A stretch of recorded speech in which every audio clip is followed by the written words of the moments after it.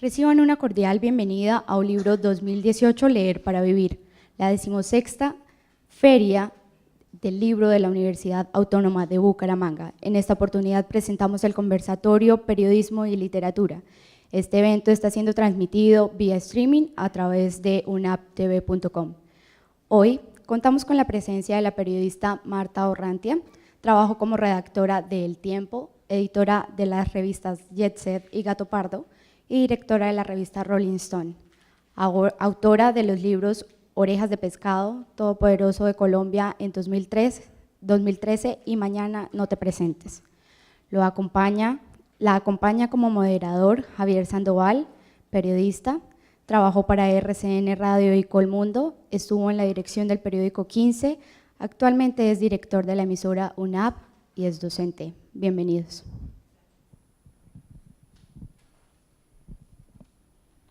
Bueno, muchas gracias. Bienvenida, Marta, a Bucaramanga nuevamente. Me gustaría saber quiénes nos acompañan aquí en este salón. ¿Ustedes son de colegio? Yareguí. ¿De Bucaramanga?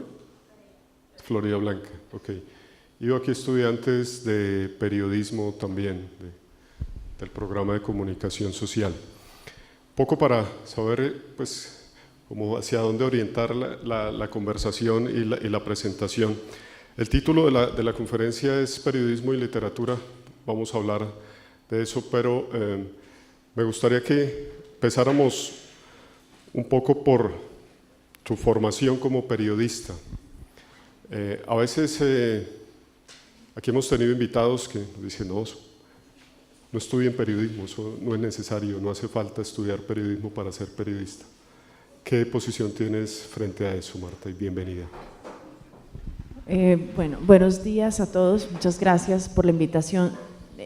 Pues yo creo que no hace falta estudiar periodismo, es decir, me parece que sí, digamos, da unas bases más generales en la investigación. Es interesante cuando uno lo enseñan a investigar, es interesante cuando uno lo enseñan a estructurar una noticia, cuando uno lo enseñan a hablar en radio o hablar en televisión. Ese tipo de cosas son interesantes, pero en realidad, ¿qué es un periodista? Yo creo que un periodista es una persona que tiene un olfato, que va por la calle mirando, investigando, entendiendo a la humanidad y cómo funciona. Un periodista es alguien que se pilla una noticia.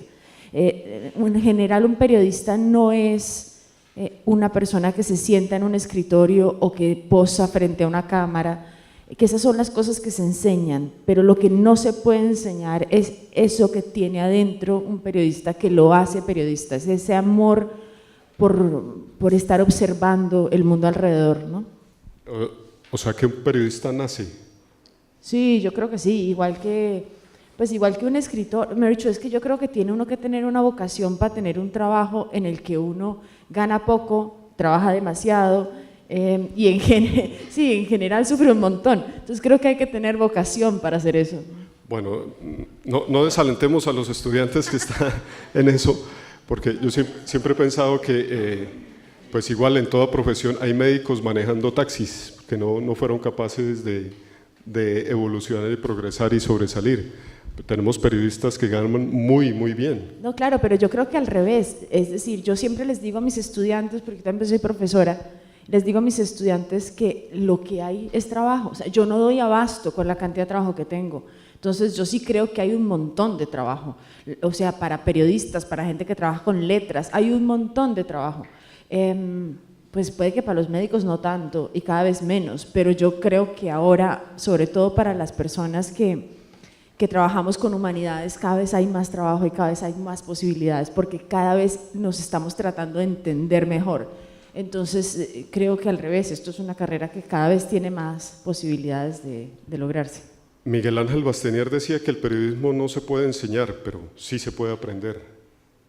Sí, igual que escribir, uno aprende a escribir correctamente, o sea, uno puede aprender a ser un periodista correcto, digamos, un periodista que le va bien, moderadamente bien, pero hay una cosa que diferencia lo correcto de lo excelente, y es eso que tiene uno adentro, digamos, es ese olfato, es esas ganas de hacer, de ser la profesión que es. Hay unos, yo me acuerdo, mi pediatra cuando era chiquita, mi pediatra nunca me mandó a hacer un examen de sangre.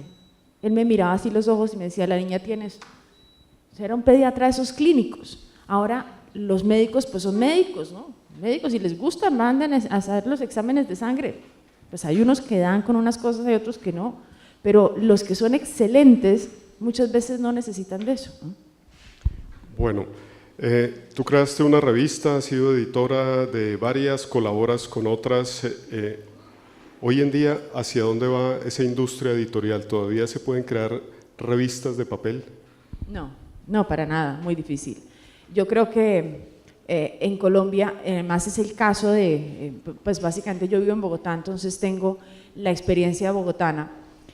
Revistas como casas editoriales grandes, como El Tiempo, como Semana, sus revistas están cerrando, o sea, o van a cerrar muy pronto, porque no hay pauta, porque la gente está pautando en otros medios, porque se están diversificando, porque ya la gente no está leyendo en papel. Yo creo que el papel y las revistas de papel como las conocemos ya no tienen además ninguna razón para existir. Yo estaba suscrita a una cantidad de revistas porque me gustan las revistas, yo soy muy lectora de revistas también. Y ya me siento culpable de abrir una revista en papel. Me parece que estoy cometiendo un crimen. ¿Qué estoy haciendo una revista? No, por Dios, ¿cuántos árboles? Entonces, además uno lo hacen sentirse mal. Entonces yo ya no, cancelé todas mis suscripciones en papel y ahora recibo las revistas virtuales. Me siento menos culpable, me da mucha tristeza, pero los libros sí no lo hago, pero las revistas sí. Yo creo que el futuro de las revistas va a ser todo virtual. Sondemos acá, ¿quiénes leen en papel todavía de ustedes? Pocos. Pero, ¿quiénes leen? Punto. Bueno, leer sí creo que todos deben leer. Bien, hagamos un recorrido por estos 3 libros publicados y empecemos por el primero de ellos, Orejas de Pescado, la historia de un personaje que se suicida al comienzo de la película, del libro, y deja una carta para sus amigos. ¿De dónde sale esa historia? Pues yo creo que todos tenemos, cuando uno es pelado, cuando uno es joven, todos tienen un grupo de amigos y uno de esos amigos es un calavera, de esos amigos que se emborrachan, que parrandean, y a uno le fascina, ejerce una fascinación y además de alguna manera es como el centro del grupo y la atracción, como la atracción de feria, ¿no? El enano del circo, divino, el tipo, todos enamorados de él, los hombres y las mujeres todos fascinados con él, pero cuando uno crece, este tipo calavera se queda ahí y toma trago y sigue emborrachándose y ya se emborracha cada vez con niños más chiquitos porque ya uno no le para bolas porque no está en otra cosa, entonces las novias cada vez tienen menos años y se queda ahí patinando y este tipo, David, es eso, pues no es un amigo mío, nada, pero es un personaje de infancia, digamos, que se queda en la infancia y de pronto descubre que ya nadie le copia, que todo el mundo maduró menos él. Entonces, en efecto, se suicida y llama a sus amigos, a los que él considera que son sus amigos todavía, pues les escribe una carta y les deja una carta de suicidio. Bien. Pasamos al otro libro, 2013, Todopoderosos de Colombia. Aparecen personajes como Alejandro Santo Domingo, Germán Efromovich, pero también otros personajes tanto de la vida económica y política como Sofía Vergara y Shakira. ¿Por qué esos personajes? Bueno, lo primero que tengo que decir es que el periodismo es como la mafia. Si uno trata de salirse, lo matan. Entonces, sí, sabe demasiado, no hay que acabar con él, así. Entonces este volví al periodismo después de la ficción, un poco obligada por la editorial, y entonces publiqué muy a mi pesar, debo decirlo, porque yo no quería hacer eso, yo no quería hacer más periodismo, no, me desesperaba tener que ser encasillada como cronista o escritora de perfiles, y aún así pues haciendo el libro me entretuve un montón porque quería al comienzo sacar personajes perversos y después me di cuenta de que los personajes perversos son mucho más enredados que los personajes buenos, entonces mezclé. Entonces digamos que Shakira y Sofía Vergara son personajes buenos y el resto sí son perversos, ya. pero estuvo entretenido el ejercicio, estuvo divertido entrevistarlos, a los que se dejaron entrevistar, estuvo divertido escribir los perfiles de los que no se dejaron entrevistar, tal vez más divertido todavía, porque era todo lo que la gente decía de ellos. Y la verdad fue un ejercicio de investigación periodística y yo creo que el periodismo, o sea, la base del periodismo es la investigación, ya casi no hacemos investigación, pero la base del periodismo es la investigación. Entonces fue como volver a esa base y volver a entender yo para qué había sido periodista y era un poco por eso, para poder investigar. Entonces pasé muy contenta al final. Bueno, hacer perfiles es creo de las cosas más complejas porque generalmente cuando uno habla con el personaje obviamente muestra su mejor cara y la gente cercana muestra su mejor cara, pero crear un perfil es mostrarlo todo. ¿Cómo encontrar ese otro lado de la gente? Pues lo que pasa es que el periodismo y la literatura se parecen en que estamos haciendo, los personajes son seres humanos y ningún ser humano es perfecto. Entonces, tampoco es que yo diga que son como Gargamel, ¿no? O sea, no son perversos, ¿no? Nada que ver, sino que tienen, pues obviamente tienen que sacrificar unas cosas para tener lo que tienen. Pongo el ejemplo de Felipe López, que es el dueño de Semana, pues que a mí me parecía un tipo muy malo, siempre me pareció un tipo muy malo, y resulta que su mamá de cumpleaños le tiraba unas medias, le decía, mire, se me olvidó su cumpleaños, pero aquí le compré unas medias. Entonces, ¿de dónde viene? Pues claro, es que no lo querían. Entonces, es muy difícil. Entonces uno entiende de dónde vienen estos personajes y entiende pues que él compensa o compensaba con plata la falta de cariño. Ese papá expresidente que siempre estaba más ocupado en los libros. Uno entiende de dónde vienen las personas y sin juzgarlas, porque finalmente somos seres humanos con cosas buenas y malas y regulares todos. O sea, tampoco es que una persona se levante y diga, hoy voy a conquistar el mundo, ¿no? No somos Pinky Cerebro, o sea, somos seres humanos normales, ¿no? Algo así. Bueno, uno cuando está haciendo ese tipo de investigaciones encuentra muchos datos y alguien decía, si los periodistas contáramos todo lo que sabemos, ¿qué pasaría? ¿Ahí cuentas todo o se quedó algo sin contar de esos personajes? Se quedaron anécdotas mías con ellos.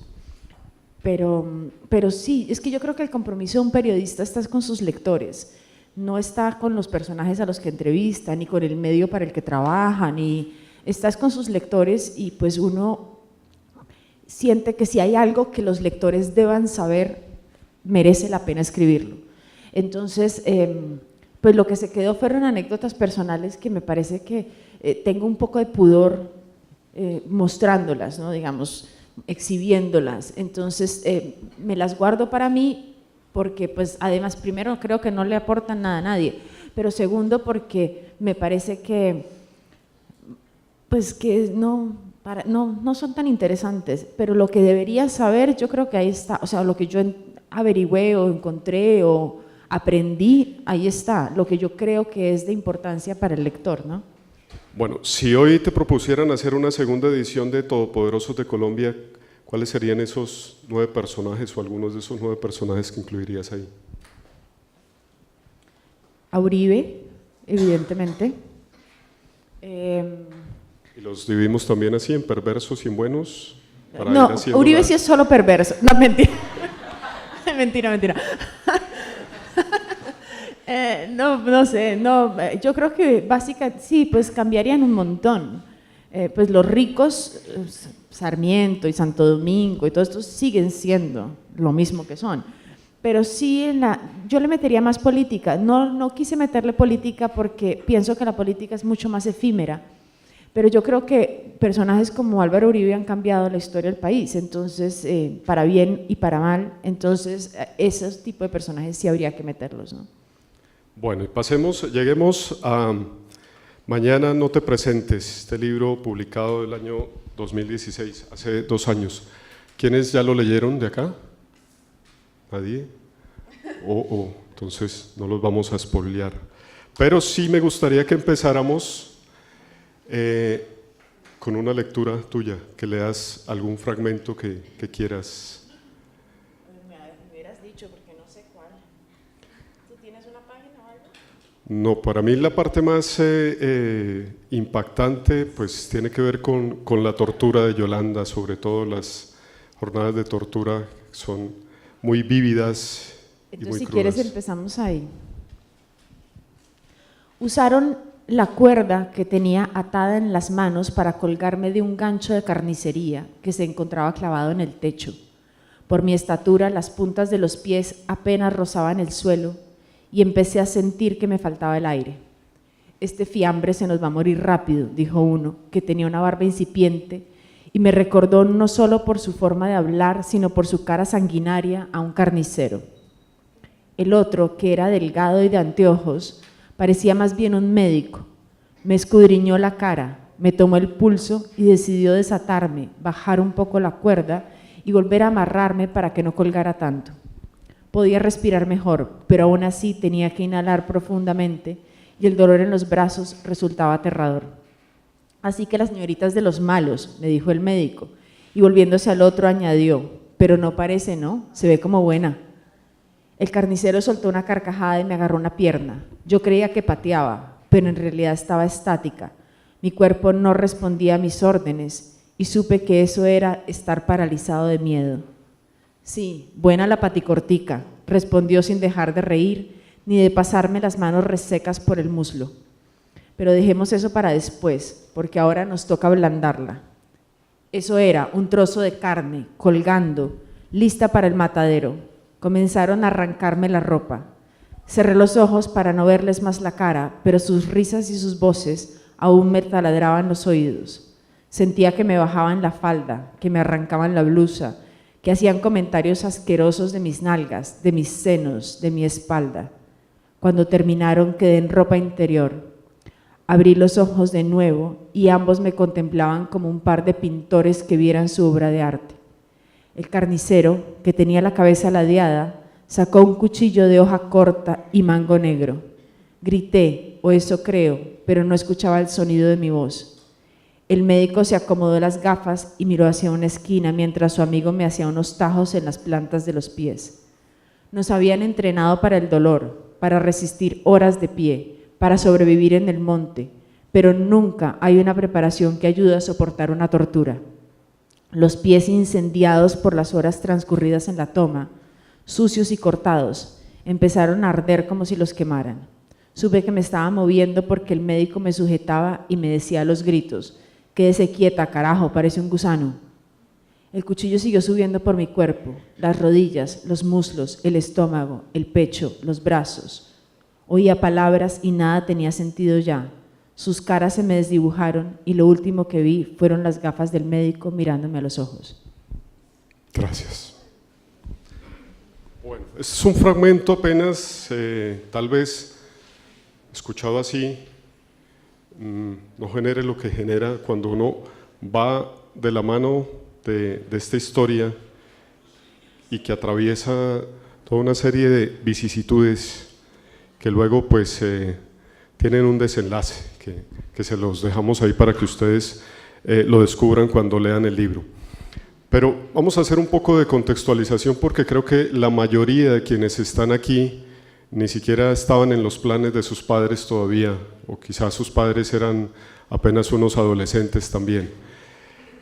En Colombia tenemos esa costumbre de pensar dónde estábamos cuando sucedió tal cosa. ¿Dónde estábamos cuando mataron a Galán? ¿Dónde estábamos cuando explotó Armero, el volcán que destruyó Armero? ¿Dónde estabas, Marta, ese 5 de noviembre de 1985? Estaba en el colegio. Estaba en el colegio y yo creo que ese día me volví periodista, porque ese día, después de lo que entendí que estaba pasando, cargaba con un radio, en un pánico absoluto, porque para mí ese día se rompió el país.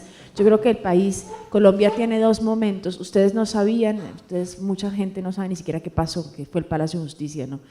Pero Colombia tiene para mí dos momentos que son momentos de ruptura en el país. A nosotros nos han roto una cantidad, cada masacre nos rompe un pedazo, pero igual hay dos momentos de ruptura en el país, y uno es el 48, cuando matan a Gaitán, y otro es el Palacio de Justicia. Y yo creo que estos dos momentos nos cambiaron para siempre lo que somos como país. Y del 48 se ha escrito un montón, del Palacio de Justicia se ha escrito, pero periodismo, ¿no? Entonces, yo estaba en el colegio y me acuerdo que busqué un radiecito y me quedé con ese radio, y el resto de mis días en el colegio, tenía 15 años, o sea, debía estar ¿qué será? En quinto bachillerato, por ahí, cuarto, quinto bachillerato. Eso se decía en nuestra época, ¿no? Bachillerato.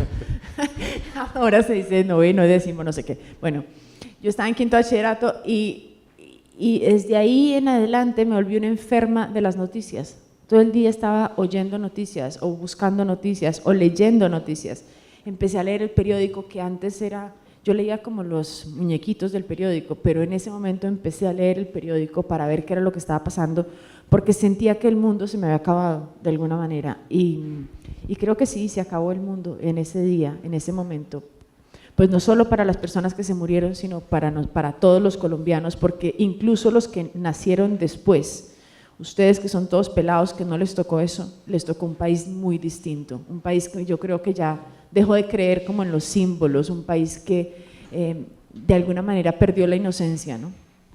Bueno, para mí ese es un hecho muy particular, porque yo estaba justamente prestando servicio militar cuando ocurrió eso. ¿Estás en guardia presencial? No, estaba en Tunja, en la primera brigada de Tunja, en la batallón de policía militar, pero a nosotros nos tocó irnos a Bogotá, que mientras la PM y el guardia presidencial hacían eso, nosotros teníamos que ir a prestar vigilancia a aeropuerto, terminal, y después se juntó con lo de Armero, entonces se prolongó la situación. Pero, ¿qué pasaba en ese 1985? Estaba presidente Belisario Betancur, estaba en camino un proceso de paz. El M-19 era una guerrilla idealista, tal vez, nació pues de intelectuales inconformes con la situación que se van al monte, pero no era esta guerrilla que conocemos ahora de violenta de una manera exagerada, sino que había un trasfondo político de verdad. ¿Por qué te interesó tanto este hecho en particular para llevarlo a un libro? Pues justamente por eso, porque se estaba hablando, digamos, como que la historia siempre es circular. Entonces, cuando yo empecé a escribir esto, estaban empezando apenas los diálogos de La Habana, y yo pues tengo amigos que han estado en la guerrilla en el M-19, y en ese momento yo estaba hablando con mi editora de una novela que eso no funcionaba, yo estaba más enredada y esta vaina no va para ningún lado y no sé qué, y entonces mi editora me dijo, oye, que encontraron unas fosas comunes, porque cada tanto, ¿no? Cada noviembre, extrañamente, es un noviembre, encuentran como unas fosas comunes y desentierran los restos de uno y de otro, y se dan cuenta que el magistrado no sé qué no estaba enterrado donde debía estar, bueno. Entonces como que van reconstruyendo un pedacito más del Palacio de Justicia.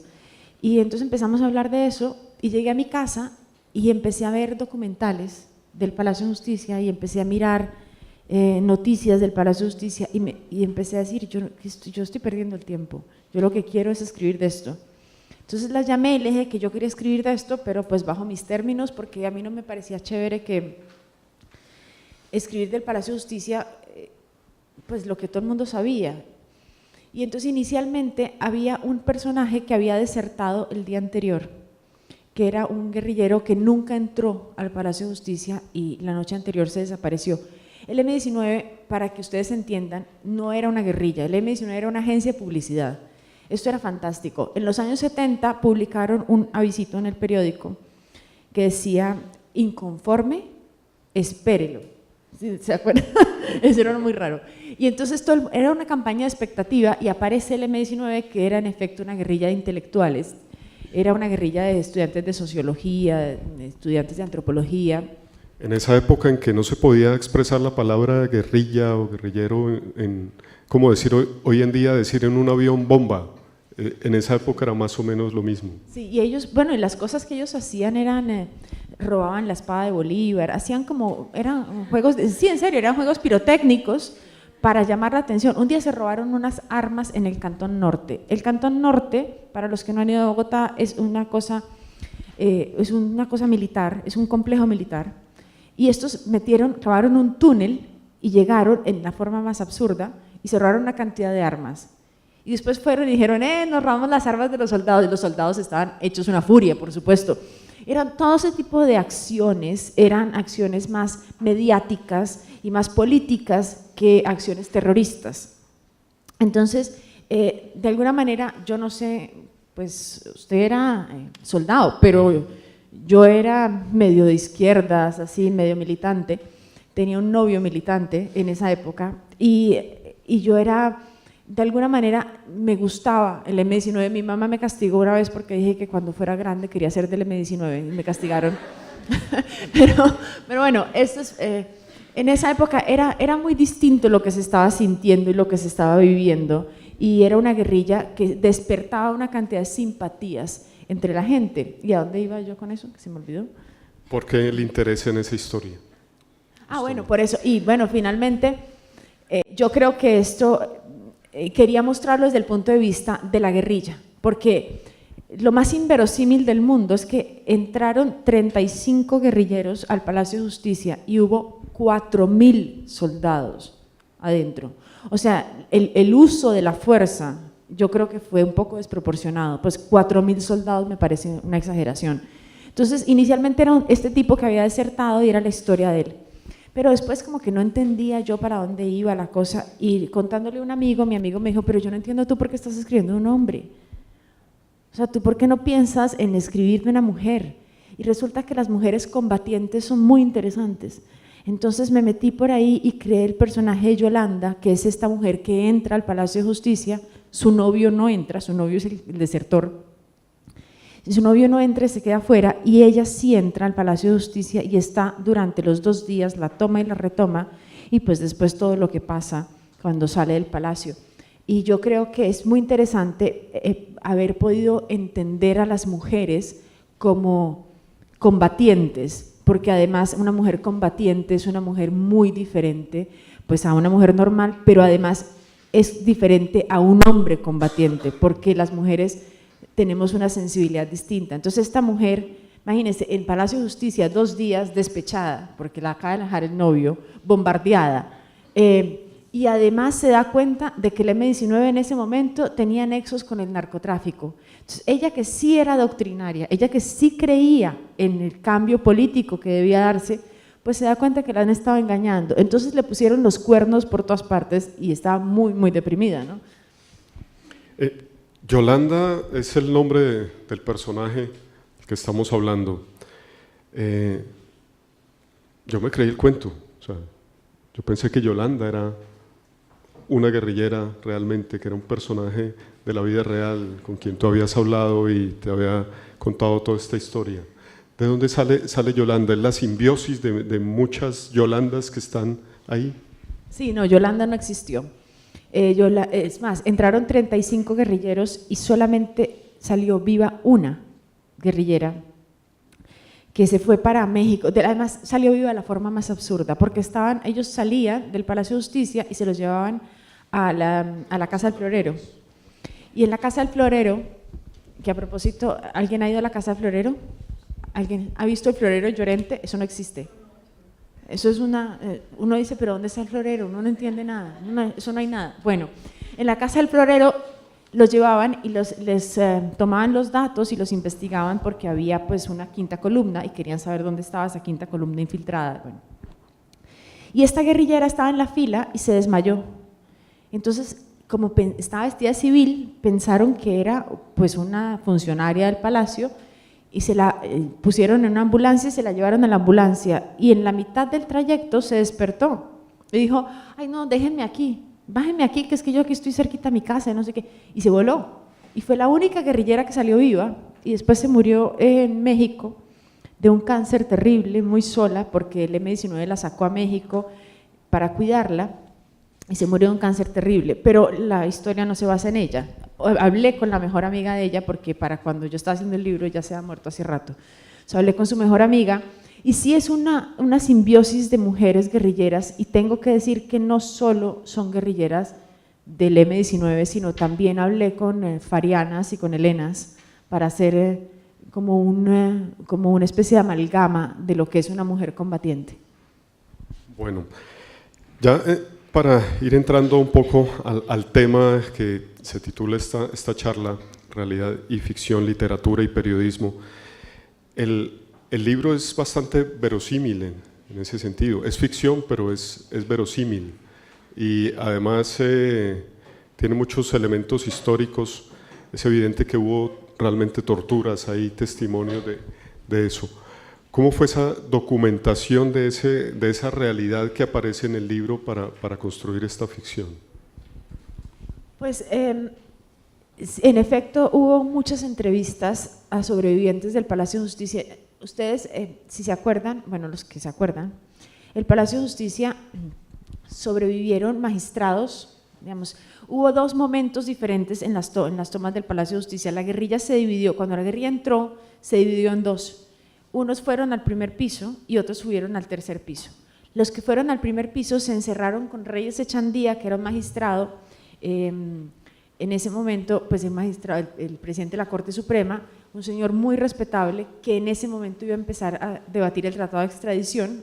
Entonces encerraron a este señor en una biblioteca de madera, o sea, biblioteca de madera con libros viejos empastados en cuero, perfecto para un incendio. Entonces, en algún momento el ejército, no fue la guerrilla, fue el ejército, tiró un rocket hacia a la biblioteca, incendió la biblioteca con los que estaban adentro. Entonces, esa parte, digamos, esa mitad de esa guerrilla con esos rehenes no sobrevivieron. Los que estaban en el tercer piso, ahogados por el humo, subieron hacia el cuarto piso y se encerraron en un baño. Aparte de la gente que rescataron en el primero y el segundo piso, quedaron en este baño 70 y tantos rehenes con un puñado de guerrilleros que no debían ser más de 10. Y de esos 10 guerrilleros, pues no sobrevivió ninguno, y los 70 y pico rehenes, sabemos la historia de unos que sobrevivieron y entraron otra vez al Palacio de Justicia y los mataron allá otra vez. O sea, se los llevaron de nuevo y los mataron allá y los dejaron ahí. Entonces, ¿a dónde iba yo? Ando con un Alzheimer. Sobre la contextualización histórica que tienes para construir el… Bueno, entonces empecé a investigar todas estas cosas haciendo planos y mapas y dándome cuenta y entrevistando gente, sobrevivientes, personas, hijos de sobrevivientes, porque ya muchos estaban muy viejos. Arciniegas, por ejemplo, que fue el que sacó la camiseta, ¿no? Ya, pues él ya no tiene Alzheimer, entonces como yo, entonces ya no contesta las preguntas, pero digamos que gente alrededor de él, el magistrado Pájaro, que sobrevivió curiosísimamente porque un médico lo trasladaba de un cuarto a otro. Entonces, por un lado, todos estos sobrevivientes, pero por otro lado, también entrevisté guerrilleros. Como te digo, me reuní con muchos guerrilleros, y lo de las torturas, que es un testimonio aterrador, fueron testimonios de hombres y mujeres guerrilleros que eran torturados. En esa época, en la Universidad Nacional, que era donde reclutaban más a la gente para las guerrillas, a uno hoy le parece esto increíble, pero en esa época, cuando uno iba a un bar, llegaba de repente el ejército y se llevaba a 2 o 3 personas que estaban ahí en el bar tomándose una cerveza, y la forma de que uno nos lo desaparecieran era tirar el carnet de la universidad y decir su nombre, para que la gente no se olvidara de uno. Y estas personas eran llevadas muchísimas veces sin ninguna razón aparente, sino un chisme que le han contado a uno o al otro, y eran llevadas a calabozos donde las torturaban. Y estos guerrilleros me contaban estas historias de tortura y la mayoría eran jóvenes. Y si uno se pregunta qué están haciendo estos guerrilleros hoy, la respuesta es absolutamente increíble y nos da un sentido de lo que era el M-19. Ahora están trabajando, o sea, los que yo entrevisté están trabajando en temas de paz, casi todos dando cátedra en universidades en temas de paz y resolución de conflictos, o trabajando con madres de cabeza de familia en veredas, en corregimientos alejados, ayudando a estas mujeres a que pues, tengan proyectos productivos. O sea que de alguna manera muchos de estos guerrilleros conservaron estos ideales de cambio de país, y es sorprendente porque fueron tanto víctimas como victimarios, ¿no? Bueno, yo no sé si todos hacen lo que yo hago cuando leo para no distraerme y para concentrarme en la lectura, es imaginarme las acciones, lo que van pasando. Y este libro es eso, es una película. Yo lo percibí más como un guión cinematográfico, una película hecha. ¿Te has imaginado este libro hecho película? Pues es que sí me han hecho ofertas de hacer un guión y de hacer una miniserie para RCN y todas esas cosas, pero yo no… a ver, es que yo creo que nosotros pensamos en imágenes ya, nosotros pensamos, porque yo me pregunto cómo era el mundo antes del cine, pues evidentemente no teníamos un imaginario colectivo. Cuando yo hablo… pues cuando yo describo el Palacio de Justicia y describo el humo, pues ustedes se meten a Google y miran la imagen y ya está, ¿no? Digamos que hay un imaginario colectivo mucho más claro. Antes del cine, creo que las descripciones eran más prolíficas. Yo me acuerdo, ¿alguien leyó Proust? ¿Nadie ha leído Proust? Gracias, gracias. En busca del tiempo perdido, que hay veces uno piensa que el tiempo perdido es el de uno leyéndolo, pero no es cierto. Es muy importante, Proust. Y describe, digamos, son 5 páginas describiendo un pistilo de una flor. Entonces yo creo que nosotros nos hemos ahorrado un montón de descripciones y nos hemos ahorrado porque estamos pensando en un formato similar, que es un formato de cine. Yo manejo la palabra, yo trato con la palabra, entonces a mí, a pesar de que pienso en un formato de cine, me cuesta muchísimo trabajo meterme en ese rollo. Entonces, si bien hay algunas, o hubo propuestas, no tengo ni idea, la editorial es la que maneja eso, no yo, hubo propuestas, incluso para que yo participara en el guión, pues lo mío no es eso, lo mío es otra cosa. Yo sí veía las imágenes, a medida que las escribía, las iba viendo, iba conviviendo con ellas, pero no necesariamente las pensaba como una serie de televisión o como una película, aunque confieso que pues puede ser perfectamente, ¿no? Bueno, para terminar con este recuento de los 3 libros, ¿cuál viene? ¿Cuál sigue? Pues acabo de terminar un libro, es que terminé muy cansada de eso, porque además cuando uno escribe un libro, escribí este libro del Palacio de Justicia, entonces por alguna extraña razón empecé a participar en conversatorios sobre memoria y reconciliación, memoria y paz. Y justo cuando yo presenté el libro fue cuando se firmaron los diálogos de paz, el día que se firmaba la paz en La Habana, no en Cartagena, el día que se firmó la paz en La Habana, yo estaba presentando este libro. Entonces todo como que cuadró de una manera muy interesante y empezaron a invitarme a conversatorios de paz y empecé a involucrarme cada vez más con estos temas. Ahora estoy súper metida en una cosa que yo creo que si resulta va a ser una cosa importante y la digo porque además creo que vale la pena replicarla, no sé cómo, pero vale la pena replicarla, y es que estoy haciendo unos talleres para excombatientes, o sea, de las FARC, de las AUC, e incluso quiero ampliarlo al ejército, pero estoy empezando a hacer unos talleres de escritura para que sean ellos los que cuenten su historia y pues no seamos nosotros como etnógrafos los que contamos la historia, porque yo creo que los periodistas también la embarramos mucho haciendo eso. Entonces vamos y les prometemos a las comunidades o a las guerrillas que les vamos a contar la historia y que no sé qué, y cometemos 1000 errores, y que sean ellos los que tengan estas herramientas para poder contar esa historia. Entonces estoy metida por un lado en eso, pero tan agotada porque he oído historias tan terribles que de alguna manera para poder dormir he decidido tratar un tema mucho más ligero en la siguiente novela, y es el tema de la vejez y la muerte. Como pueden ver, es más ligero, más tranquilo, más amable, pero es un tema, es la historia de un viejito, de un anciano que se queda, cuya hija se muere, y y en algún momento descubre que se muere en un accidente y descubre que en ese mismo accidente ha muerto un hijo que no sabía que tenía. Entonces la búsqueda de ese anciano, pues básicamente se queda sin nadie. Entonces es esa búsqueda de ese anciano, de su hijo nuevo, muerto. Es muy raro, pero es más alegre, aunque parezca que no es, es más alegre. ¿Y cuándo saldrá? No, pues yo creo que el año entrante, es que estoy terminando, o sea, ya terminé el borrador y lo estoy reescribiendo, pero es una historia que me gusta mucho porque a mí me gusta mucho la vejez. Me parece un tema muy interesante y me parece muy poco explorado. Uno cree que cuando uno es pelado tiene como la vida, ¿no? Todo está nuevo, como una hoja en blanco. Y mi hijo ya me dice, es que en tu época había, ya mi hijo me dice, en tu época había televisor, mamá, ¿no? Sí, pero era en blanco y negro. En tu época había, ¿no? Y era gordo. Sí, era gordo. En nuestra época había unas cosas muy curiosas. Entonces él no sabe qué es un cassette, no sabe, hay una cantidad de cosas que que no entiende. Lo que hablamos ahora de los directorios telefónicos.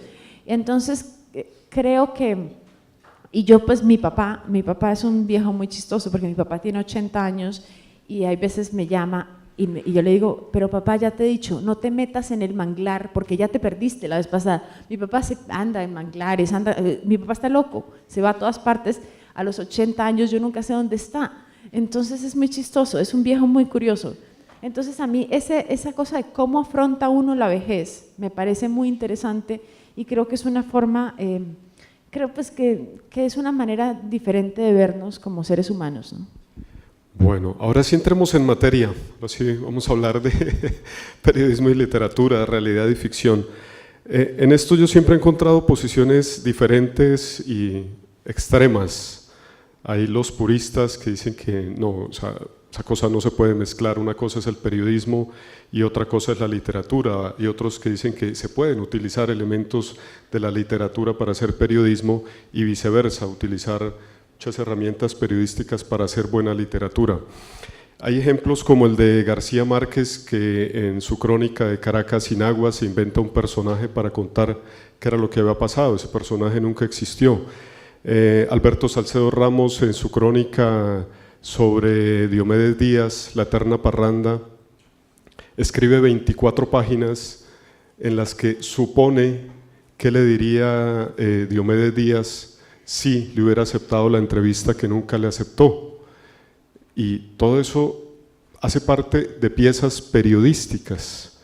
Entonces me gustaría, ahora sí, para que te explayes todo lo que quieras, ¿cuál es tu posición frente a eso? ¿Qué piensas sobre la mezcla, o si debemos, o si se debe, o tú crees que es mejor separar una cosa de otra?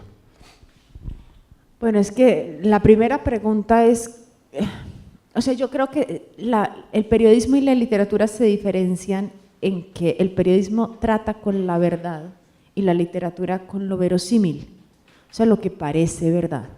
Entonces, pero habiendo dicho eso, la pregunta es entonces, ¿qué es la verdad? Te escuché un día hablar hablando de eso que acabas de mencionar, la diferencia entre un periódico y un libro. Eso me pareció muy interesante. Ok, que el periódico, sí, el periódico de hoy es el que usamos para prender la chimenea mañana, el que envuelve el aguacate. O sea, las noticias de hoy, mañana no significan nada. En cambio, la literatura trata con lo perenne, con lo que va a durar para siempre. Nosotros seguimos leyendo textos.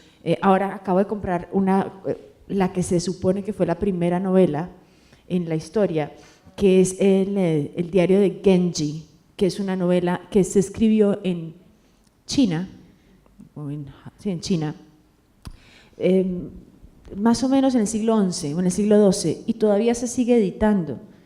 O sea, para mí esto trata con lo perenne, con lo que es para siempre. Nosotros estamos acostumbrados a leer en el colegio, yo supongo que ustedes han leído la Ilíada y la Odisea, o por lo menos han sufrido la Ilíada y la Odisea. Sí, a mí me encanta, pero no a todo el mundo le gusta. Resulta que todo eso, pues, ¿cuántos años tiene eso? Entonces, el periodismo, en cambio, pues, si yo les digo a ustedes que salió en… Pero seguramente han visto Batalla de Titanes, ¿no? Eso nos contextualiza. La guerra de Titanes, sí, esa cosa en cine. Pues es muy curioso que menciones eso porque esa fue una de los primeros recuerdos de una película que yo tenía, porque eso tuvo una versión anterior, ¿no?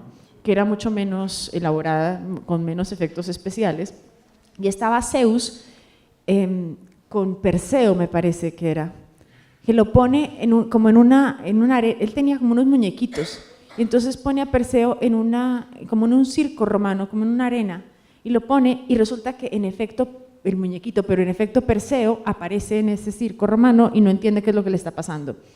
Y cuando yo estaba viendo eso, yo debería tener unos 7, 8 años, y me acuerdo perfecto porque me acuerdo haber pensado, yo era un poco rara, pero me acuerdo haber pensado que eso era la literatura, que era como uno ser un dios y poner a jugar esos muñequitos.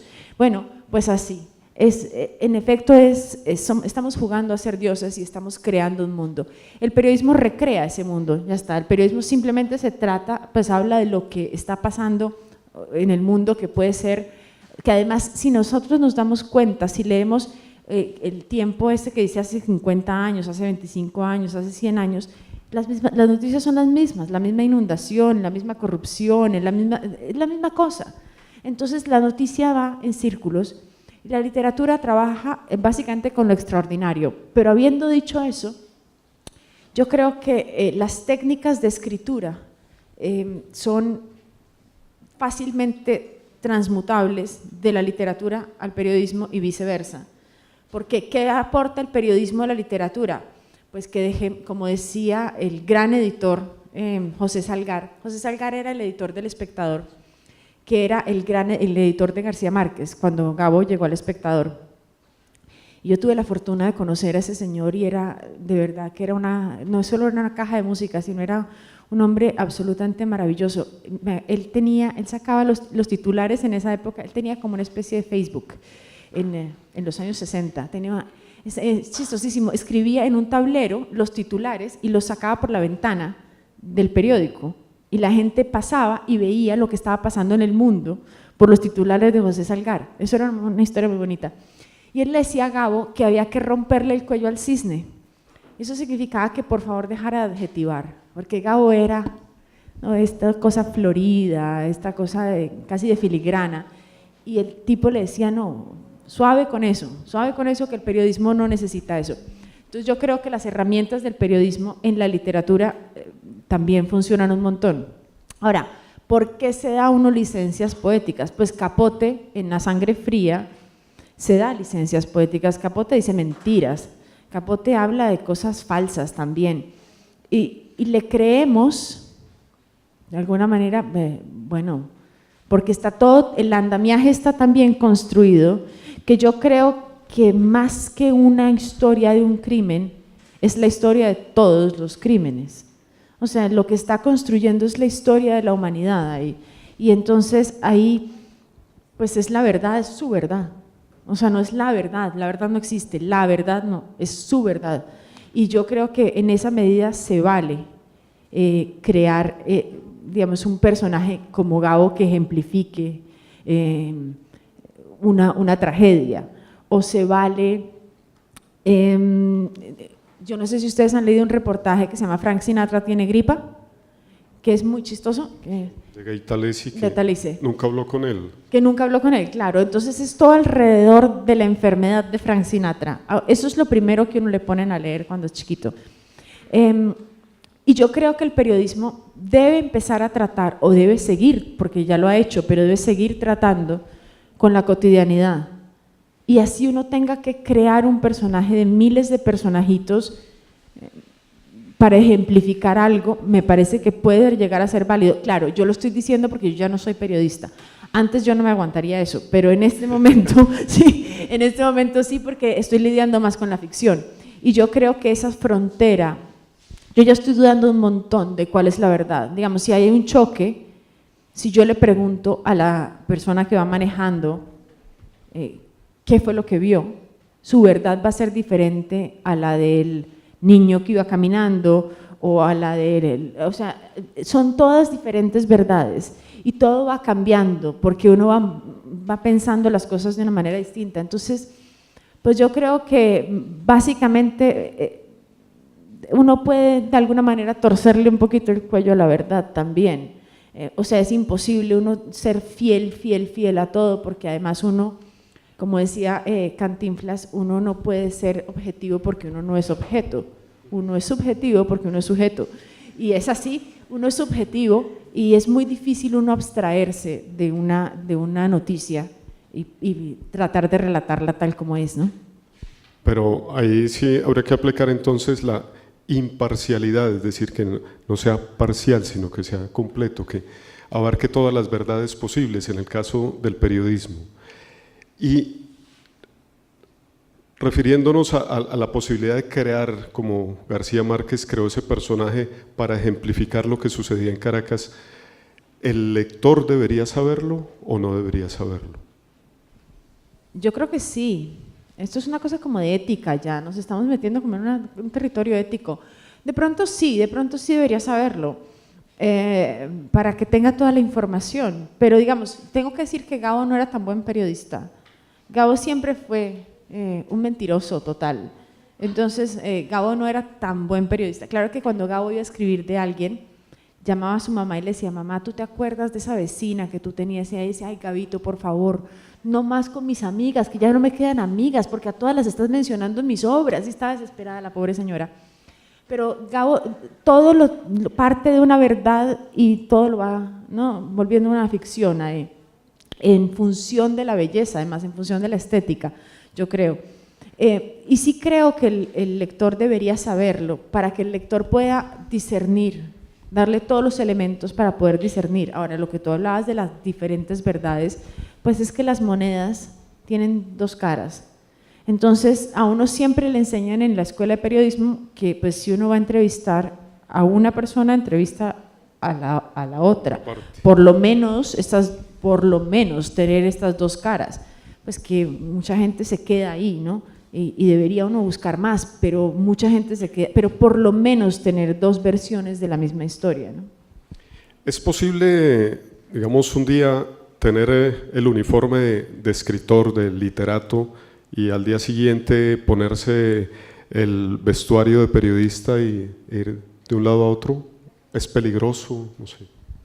Pues a mí me ha costado mucho trabajo hacerlo. Yo casi no hago periodismo ya, justamente por eso, porque me cuesta mucho trabajo. Yo sigo entrevistando gente, a veces entrevisto gente para Bocas, y siempre, la entrevista es un género terrible, porque es un género muy árido. A mí me parece un género muy árido, porque uno no puede decir lo que piensa. O sea, en una cosa de formato de pregunta-respuesta, uno no puede meter la cucharada y decir lo que piensa. Y a mí me gusta meter la cucharada, y eso yo creo que es un vicio de la ficción. Pero, entonces no me gusta hacer entrevistas, pero lo hago también como ejercicio periodístico, simplemente para abstraerme y para poder mostrar lo que dice un personaje. Y yo creo que en las preguntas está uno dando unas luces de qué opina uno de este personaje, ¿no? Entonces el otro día estaba entrevistando, por ejemplo, a María Fernanda Cabal y le pregunté qué opinaba del Papa, y entonces me dijo que ese señor era un comunista. Me pareció fantástico, porque con la respuesta uno sabe exactamente qué tipo de entrevistado es, ¿no? ¿Saben quién es María Fernanda Cabal? Sí. ¿Sí? Bueno, no, por si acaso, ¿no? Porque bien, es inevitable, ¿te parece a ti, en tu caso, así parece, que el periodista termine en la literatura?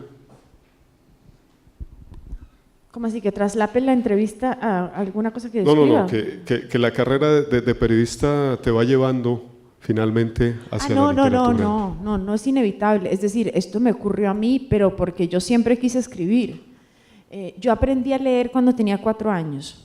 Aprendí a leer, la primera palabra que leí fue Perú. Y aprendí sola, porque yo era muy metiche y tenía un hermano mayor, y mi hermano veía los afiches y los leía, los carteles en las calles, los leía, y yo no sabía qué decía y se burlaba de mí. Entonces aprendí a leer para que no se burlara más de mí. Y muy chiquita, y entonces empecé a leer una cantidad. Yo quería ser escritora, me inventaba una cantidad de historias. Yo no hablaba bien, y en lugar de decir el príncipe decía el pímpice. Y entonces me inventaba historias de príncipes y princesas, porque pues era lo que veía en mi casa, ¿no? Las Barbies, los príncipes, las princesas, pronto dejé de inventarme eso, ya dejé de creer en eso.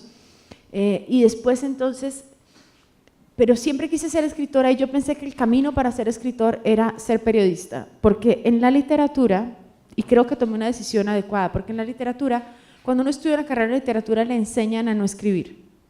Justamente le enseñan que escribir es lo peor, porque ya se ha escrito todo lo que se ha tenido que escribir.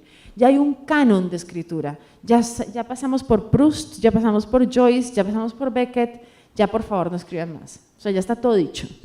Y en cambio, en el periodismo, nosotros somos de verdad como, yo no sé si descarados, arriesgados, locos, pero creemos que todo se debe escribir. Es completamente lo opuesto, todo se tiene que escribir. Entonces vamos por el mundo con una verborrea, escribiendo todo lo que se nos ocurre. Entonces yo quería eso, para aprender a escribir, pero mi meta siempre fue la ficción. Hay una anécdota que cuentan, no sé si sea verdad o no, de Mario Benedetti, que en alguna charla de Mario Benedetti un joven se le acercó y le dijo: maestro, yo quiero ser como usted, dígame qué tengo que hacer para lograr ser como usted. Y cuentan que Benedetti le dijo: mire, durante el próximo año no escriba nada, dedíquese a leer, lo primero que tiene que hacer es leer, lea todo lo que encuentre, toda la literatura que pueda y después volvemos a hablar. Cuentan que después de ese tiempo se volvieron a encontrar y el joven le dijo: maestro, hice lo que usted me dijo, durante este último año no he escrito nada, solo he leído y leído y leído. Y Benedetti le dijo: hermano, usted no sirve para esto. Si fue capaz de aguantarse un año sin escribir, usted no sirve para ser escritor. ¿A qué voy con esta anécdota? A que en el caso tuyo, porque aquí tenemos jóvenes que seguramente tienen inquietudes hacia el periodismo, hacia la literatura, ¿qué les podrías decir? ¿Qué hacer si quieren realmente ser escritores, periodistas, buenos periodistas, ¿no? Porque periodistas hay en cantidades alarmantes, buenos periodistas. Durante un año dedíquense a leer, sí, básicamente. No, yo creo que hay que, no, yo sí creo que el consejo de Benedetti es parcialmente importante, porque si uno no puede leer, no puede escribir, punto. La lectura es la base de, es más, yo me atrevería a decir que la lectura es la base de todo. Si uno quiere ser presidente, si uno quiere ser, no sé, un gurú de las finanzas, si uno quiere, cualquier cosa, hay que leer. Si uno quiere ser médico, hay que leer. Si uno quiere ser arquitecto, hay que leer. Todo hay que leer. Yo les preguntaba una vez a pelados estudiantes de colegio que qué tenían en común, no sé, Gandhi, con el Che Guevara, con Angela Merkel, y la respuesta es que todos leen, todos leen. Si uno quiere ser famoso, si uno quiere dejar huella, si uno quiere ser importante, tiene que leer. Y si no, pues también tiene que leer, por lo menos para estar en una fiesta, no sé, pero hay que leer. Y después de eso, yo sí creo que a escribir se aprende escribiendo. Y uno siempre la va a embarrar y siempre va a tener un editor que lo regañe y que le diga esto no es, o no es por aquí, o me va a hacer para el otro lado. Y a mí me fascina que me editen, porque yo soy editora, más que escritora, yo creo que yo soy editora, porque he trabajado muchos años en edición. Y a mí me gusta un montón editar y me gusta un montón que me editen, porque yo siento que los editores, o sea, si el escritor le va bien, es gracias al escritor. Si el escritor le va mal, es culpa del editor.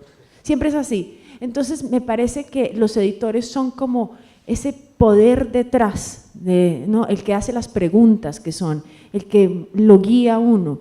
Y pues me parece que es parte de todo ese proceso, escribir y editar y dejarse editar y tener, digamos, como la humildad para entender por dónde coger un texto, por dónde no. Ahora yo estaba escribiendo un texto para El Malpensante justo y se lo paso al editor y me dicen, no, esto no es lo que estamos buscando.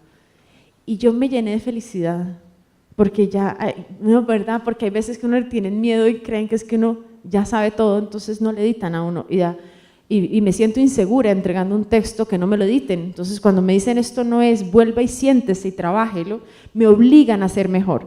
Entonces obviamente me gozo un montón ese proceso. Y yo creo que es eso también, tener esa humildad de poder jugar con los textos, saber que las palabras de ustedes no están escritas en piedra, que se pueden moldear, que se pueden mejorar, que siempre se puede trabajar con el lenguaje, y creo que esa es como la gran enseñanza, escribir todo el tiempo para poder mejorar, ¿no? Como cuando Capote entró al New Yorker, que tenía como unos 23, 24 años, le dijeron, ¿qué experiencia tiene usted? Usted nunca ha trabajado en nada. Y él dijo, ¿cómo? Yo tengo 12 años de experiencia. ¿Pero en qué? Usted nunca ha tenido un trabajo. No, es que yo escribo todos los días. Y en efecto, la prosa de Capote, desde que tenía 20 años, era pues muy pulida porque tenía mucha experiencia. Entonces la experiencia no es necesariamente publicar, sino escribir, ¿no? Bien. No sé si haya alguien que quiera formular preguntas aquí. Tenemos todavía unos minutos. ¿No?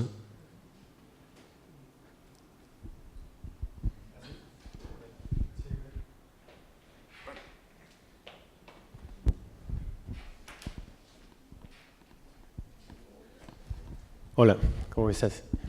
Es que he estado pensando últimamente con la era digital desde la que nos informamos, sobre todo por medio de las redes.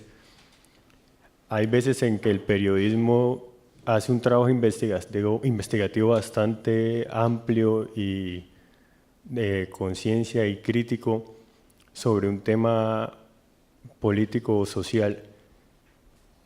Y después de que sale ese trabajo y las personas lo leen, sale una persona, un político, un líder, a desmentirlo con un tuit y lo dice y queda desmentido y ya no hay vuelta atrás. Eso me parece un tema complicado. No sé tú qué piensas que se puede hacer para contrarrestar eso. Bueno, lo que pasa es que estamos en la era de la posverdad, ¿no? Ahora, en serio, pues, mejor dicho, yo no sé si ustedes se dan cuenta que de repente hay cosas que se vuelven virales.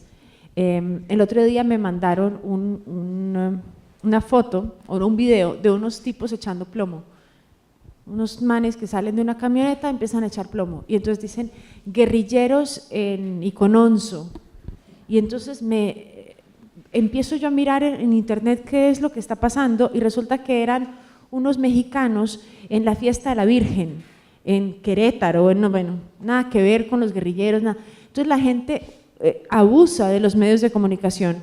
Humberto Eco decía que darle un Twitter a un político, pues es democratizar, a un político no, en realidad a todo el mundo, es democratizar el conocimiento de la peor manera posible. Porque antes, cuando uno quería una opinión sobre algo, se la preguntaba a un experto. Ahora, cuando uno quiere una opinión sobre algo, pues está cualquiera, escribiendo de cualquier cosa. Entonces, ¿cómo se contrarresta esa posverdad y cómo se contrarresta? Bueno, eso tiene que ir de la mano, evidentemente, con la justicia. Si el hombre en cuestión es imputado por algo, tiene que ir pero tiene que ir sobre todo de la mano con la credibilidad de los medios de comunicación. Uno no puede perder la credibilidad ni como medio de comunicación ni como periodista, porque en el momento en que uno pierde esa credibilidad no la vuelve a ganar. Y yo creo que el problema más grande no está en que el político lo contradiga, porque los políticos eso lo hacen. Ese es su oficio, contradecir cuando les dicen usted se robó esto, pues que van a decir, ay sí, qué pena, no, pues dicen no, eso es su oficio, digamos, pero entonces ¿cuál es el oficio de un medio de comunicación? El oficio de un medio de comunicación es poner el dedo en la llaga y exponer y mostrar, pero si tú miras el periódico El Tiempo, o miras la revista Semana, o miras el noticiero RCN, o el de Caracol, o lo que sea, digamos, tú abres un periódico, miras un noticiero, y lo que salen son personas hablando de la noticia patrocinada por Gillette, o la página del periódico El Tiempo, la primera página rosada, porque es, no sé, una propaganda de nosotras, no sé. Esto, en efecto, ustedes crecieron con esto, a ustedes no les importa esto, pero cuando yo estaba pelada, la primera vez que la revista Semana iba a vender su portada a una empresa, fue un debate ético. ¿Qué estamos haciendo los medios de comunicación? Nosotros, ¿qué estamos vendiendo? ¿Por qué nos estamos cediendo al mejor postor? Y el problema de los medios de comunicación es ese, porque si tú tienes un medio de comunicación que tú sabes que te está diciendo la verdad, Si tú tienes este símbolo, que sabes que un medio de comunicación más o menos está diciendo las cosas que son, está haciendo la investigación que es, pues a ti te importa un pepino lo que diga el político, porque le crees al medio de comunicación. El problema es que los medios de comunicación están perdiendo credibilidad. ¿Y por qué están perdiendo credibilidad? Porque se están vendiendo a los anunciantes, porque pertenecen a grupos políticos. Ya me estoy metiendo en política terrible, pero pertenecen a grupos políticos. O sea, a Luis Carlos Sarmiento no le va a parecer maravilloso que ataquen al grupo Aval en el Tiempo, pues no se puede. ¿Por qué? Porque es el Tiempo y es de él. Entonces, los periodistas de alguna manera buscamos otros canales. No es que estemos perdiendo todos credibilidad, sino que los que tienen credibilidad buscan otros canales. Si uno ve La Silla Vacía, por ejemplo, yo confío un montón en La Silla Vacía y la leo mucho porque me parece que está haciendo un periodismo interesante. Y evidentemente sabemos que el político lo va a desmentir, o sabemos que pues que puede que la justicia no llegue con la celeridad que debería llegar, pero entendemos que estos son personas que nos están diciendo pilas que aquí hay un escándalo, pilas que aquí hay corrupción, cuidado con esto. Entonces, cuando un medio de comunicación, un medio de comunicación creíble pone la lupa sobre algo, yo tiendo a creerle más al medio de comunicación que al político que tiene ese interés, ¿no? Pero lo que pasa es que si el medio de comunicación también tiene ese interés, estamos fregados.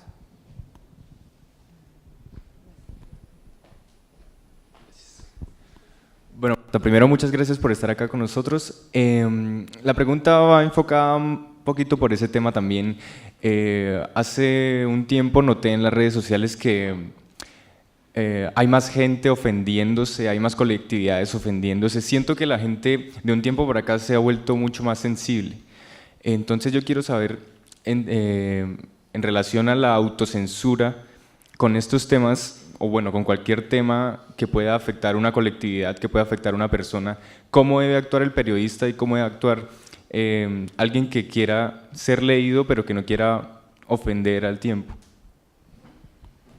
Pues es que depende de lo que tú digas con ofender, es decir, decir la verdad no es ofender, es decir la verdad. Yo creo que los comentarios, yo no sé si, es que creo que varias preguntas hay, los comentarios normalmente son no ofensivos, son asquerosos. O sea, cuando hay gente que publica una noticia o lo que sea, los comentarios del periódico son de un nivel de grosería y de vulgaridad y de, digamos, ya de bajeza, que esto no aporta nada. Si uno quiere, yo no creo tanto en la autocensura, a mí me parece extraño lo de la autocensura. La autocensura es un cuento que nos metieron a nosotros para no hacerle propaganda a la guerrilla. En serio, es una cosa rara. A mí la autocensura me parece un poco extraña porque esa autocensura básicamente es, no sé, yo siento que obedece a unos intereses políticos diferentes. Es decir, te voy a contar una historia. Yo estaba entrevistando a unas mujeres cuyos esposos habían sido secuestrados, justamente aquí en Bucaramanga, hace muchos años, en una cosa de palma africana. Bueno, las mujeres, los maridos habían sido secuestrados en una cosa, en un ingenio de palma, una cosa así, y cuando yo llegué a Bogotá a escribir la noticia, me llama el SAR Antisecuestro y me dice, terrible, creo que hay un nombre que se llama SAR Antisecuestro, pero me llama el SAR Antisecuestro y me dice, si usted publica esto, a estos tipos los matan. ¿Te imaginas lo que es para un periodista? Yo debía tener unos 28 años, 27 años. Lo que es para un periodista que le digan que uno va a ser responsable de la muerte de 10 personas si uno publica una información, pues uno se autocensura, ¿verdad? Uno no la publica. Y yo duré 2 días, yo le dije al SAR Antisecuestro, muy a los 28 años, yo no sé cómo tuve el valor para decirle, y le dije, mire, le doy 2 días, si a los 2 días no los han liberado, yo publico la noticia porque es noticia, porque hay que saberla. Y a los 2 días no sabía de él y no había liberación y no había nada, y yo publiqué esto. Yo no sé cómo hice, cómo tuve el valor y cómo, no sé, y lo publiqué, yo de pura loca me imagino, no tengo ni idea, pero porque yo pensaba siempre que el compromiso mío estaba con mis lectores, no con las víctimas, no con las mujeres, no con la guerrilla, no, ciertamente no con el SAR Antisecuestro, pero los lectores tenían que saber que había secuestros en Bucaramanga. ¿Por qué no? Tenían que saberlo. Entonces, ocultar información para mí era como faltar a la verdad, como estar mintiendo. Y yo no podía estar mintiendo mucho más tiempo. Entonces publiqué esto y bueno, afortunadamente los liberaron y no tengo unos muertos en mi conciencia porque si no el psicoanalista me saldría carísimo, pero yo no creo tanto en la autocensura. Yo creo que lo que uno siempre tiene que estar pensando es, ¿esto le interesa a mi lector o no? Y esto le interesa para construir, o sea, no necesariamente, digamos, construir no es necesariamente dar buenas noticias. Es construir una identidad, construir una sociedad, construir una comunidad. ¿Esto le interesa para construir o simplemente me estoy tirando todo? Porque el insulto es mucho más fácil que la verdad. Decir mentiras e insultar es facilísimo. O sea, ahora estamos viendo que todos los políticos, como decía un político conocidísimo, decía, tenemos que mentir porque de eso algo queda. Y pues lo que ocurre con un proceso de paz, por ejemplo, el proceso de paz y con el referendo del proceso de paz, es que nos mintieron una cantidad. Y es muy fácil mentir y es muy fácil insultar, pero ¿quién se puso de verdad en la tarea de decir, bueno, ¿esto para qué sirve? ¿Quién leyó esto? ¿Cuáles son estos puntos? Entonces yo creo que lo de la autocensura es un poco una falacia, ¿no? Creo que tenemos que pensar básicamente primero en nuestros lectores y después en el resto de los intereses de la censura, por decirlo así, ¿no?